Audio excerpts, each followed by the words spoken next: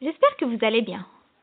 Alors, comme vous voyez, aujourd'hui, on va commencer par la correction d'exercices d'orthographe que je vous ai donné hier. Comme vous savez, on a vu le participe présent et l'adjectif verbal. Vous devez différencier entre les deux parce que c'est totalement différent, même si qu'ils ont la même forme verbale à un T. Alors, vous devez être un petit peu intelligent. Alors, voilà la question qu'on a.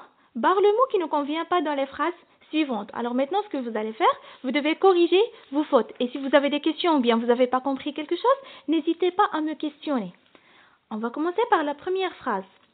Je vois souvent des élèves fumant dans la rue. Alors ici, qu'est-ce qu'on a besoin? Est-ce que d'un adjectif verbal ou bien d'un participe présent? C'est tout à fait normal d'un participe présent. Pourquoi? Parce que c'est une action et non pas une description. Alors je vois souvent des élèves, qu'est-ce qu'ils font? Alors, fumons dans la rue. Ça veut dire on va barrer fumons avec S parce qu'on n'a pas besoin, d'un adjectif verbal. La phrase suivante, les enfants passent leur temps en regardant la télé. Alors aussi ici la même chose.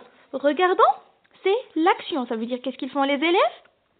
Regardant ou bien regardent la télé. Et déjà, si on a un an, ça veut dire c'est un gérondif.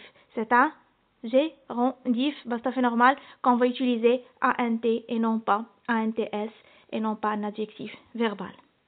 La phrase suivante, il a des yeux effrayants. Alors, est-ce qu'on va l'écrire avec T ou bien avec S? Ici, c'est pas une action, faites attention. Alors, il a des yeux.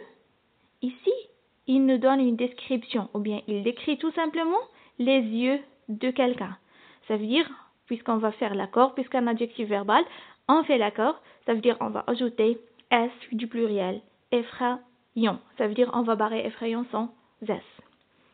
La phrase suivante, en lisant le journal, il a vu l'annonce. Alors ici, c'est la même chose.